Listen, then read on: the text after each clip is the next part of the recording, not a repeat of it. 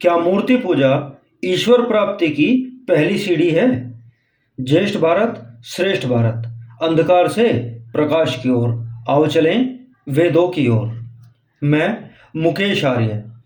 श्रेष्ठ भारत में आज का विषय है, क्या मूर्ति पूजा ईश्वर प्राप्ति की पहली सीढ़ी है? कुछ विद्वानों का यह मानना है कि फल सदैव भावना का होता है। मूर्ति को ईश्वर न मानते हुए भी हम उसमें ईश्वर की भावना करके फल प्राप्त कर सकते हैं। दूसरे कोई आदमी किसी स्थान पर एकदम ऊंचा नहीं चढ़ सकता, उसके लिए सीढ़ियां जीना चाहिए। मैं मूर्ति पूजन को ईश्वर प्राप्ति की पहली सीढ़ी मानता हूं।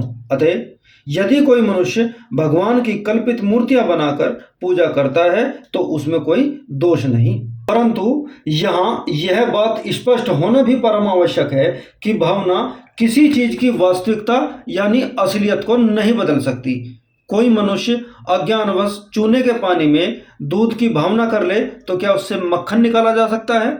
जल में अग्नि की भावना कर ले, क्या वह सर्दी दूर कर सकता है? पत्थर में रोटी की भावना कर ले, क्या पेट भर सकता है? यदि भावना करने से ही प्रत्येक चीज की प्राप्ति हो जाती तो संसार में न तो लोग दुखी होते और न परिश्रम करते। भावना तभी भावना है जब वह सत्य पर आश्रित हो, नहीं तो वह अभावना है। कोई मनुष्य जुलाब की गोलियों में चूर्ण की भावना करके उसे खा जाए तो क्या दस्त नहीं जाएंगे? जिस चीज में जो गुण है वह उससे कैसे दूर हो सकता है? इसलिए यह कहना कि भावना करके फल प्राप्त किया जा सकता है सरासर अज्ञानता है, नासमझी है।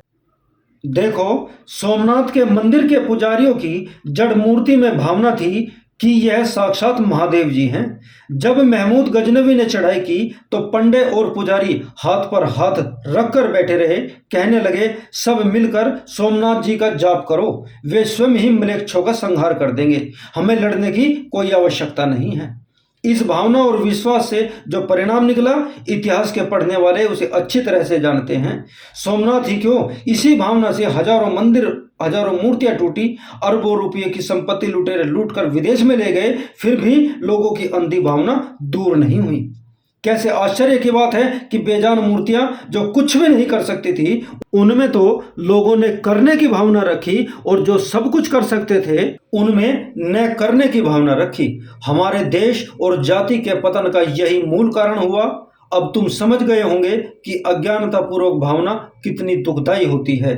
तुम्हारा जो यह कहना कि मूर्ति पूजा ईश्वर प्राप्ति की पहली सीढ़ी है, यह बात बिल्कुल गलत है। हाँ, चेतन मूर्तियों की पूजा तो ईश्वर प्राप्ति का प्रथम सीढ़ी हो सकती है, अंशों में मानी जा सकती है। जड़ मूर्तियों की पूजा कदापि नहीं।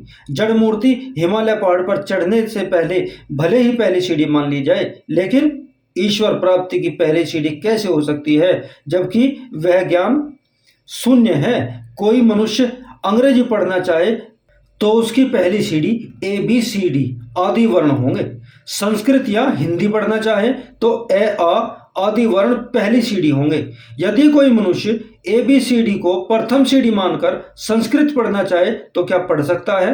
अलिफ बे पे ते को पहली सीढ़ी मानकर संस्कृत या अंग्रेजी पढ़ना चाहे तो क्या वह पढ़ सकता है? जो जिसकी सीढ़ी है उससे ही काम चल सकता है।